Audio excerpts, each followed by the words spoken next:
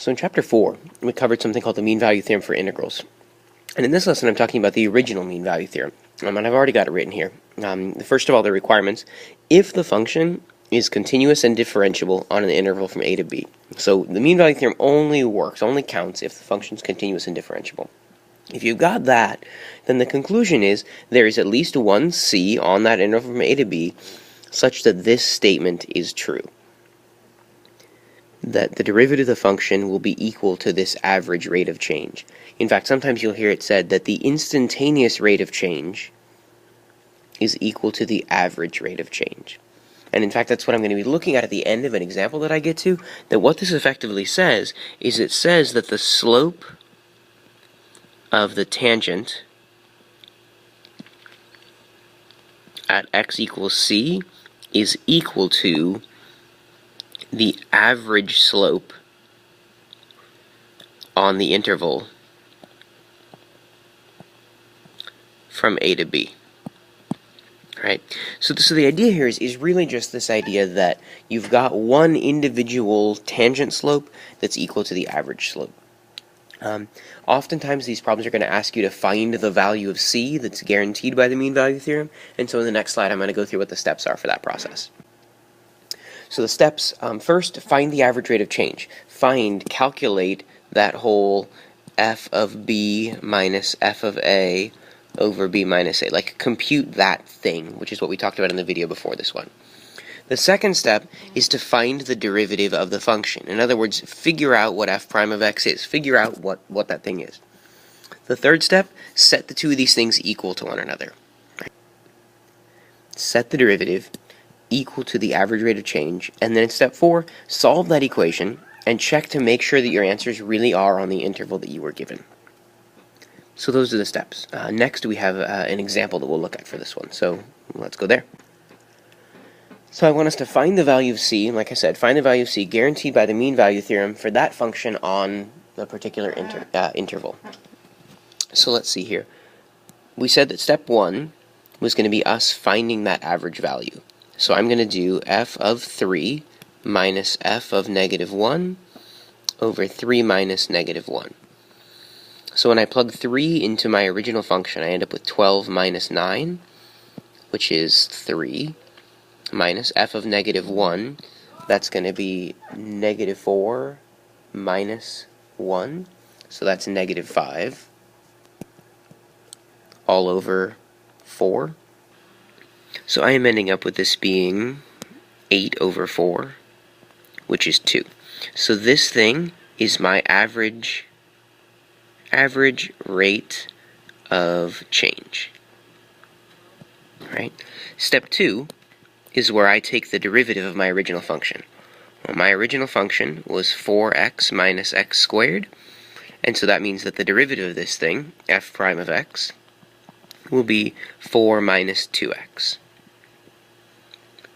Step 3, and I might do something a little bit sneaky here in step 3. Step 3 is where I'm supposed to set the derivative equal to my average rate of change, my f of b minus f of a over b minus a.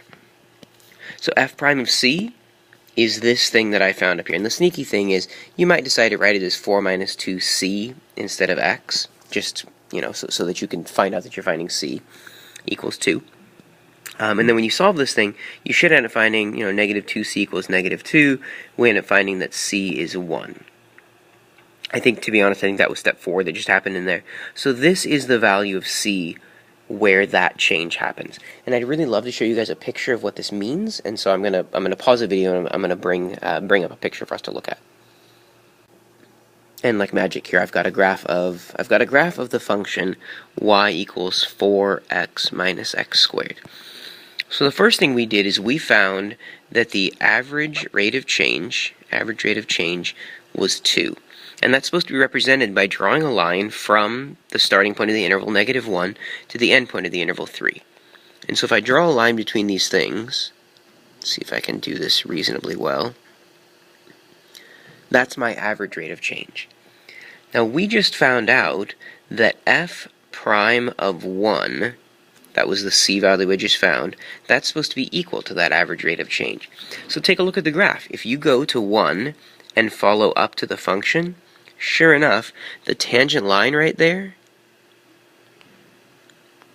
seems to have the same slope as the average rate of change that we just found. That's what the mean value theorem guarantees. It says, hey, look, if you have a continuous and differentiable function, when you find this average rate of change, there will be at least one point on this thing where that rate of change, where the tangent slope is the same as that average rate of change. In fact, I just thought of one other problem. I'm going to put that in the last slide. We'll take a look at this real quick. It won't take very long. So let me go to the new slide and bring up a function for us. Alright, so here's this neat problem that I had in mind. I've got a little timer going. I'm going to try really hard to do it in less than a minute. So I want us to approximate the value of c guaranteed by the mean value theorem for this function over here on the left on the interval from 0.5 or 1/2 to 4. So step 1 is find the average rate of change. And I don't even mean find this thing numerically. I just mean we can have a concept of the average rate of change by looking at where it starts. Here's a half, so it starts here. And it ends at 4, so that's here. So there's sort of this sense that the average rate of change is, okay, and that was the worst straight line that I could possibly have drawn. We're going to pretend like I did a good job with that one. That's the average rate of change. Now the idea is, on this graph, there's got to be one of these tangent lines that has the same slope. And I'm looking at it thinking, like, that one right there seems to be pretty good. If I draw a tangent slope right about here, I'm going to pretend that the red line and the blue line are parallel there. I'm going to pretend that they're close. The idea is that that point, whatever that was, that is this value of c.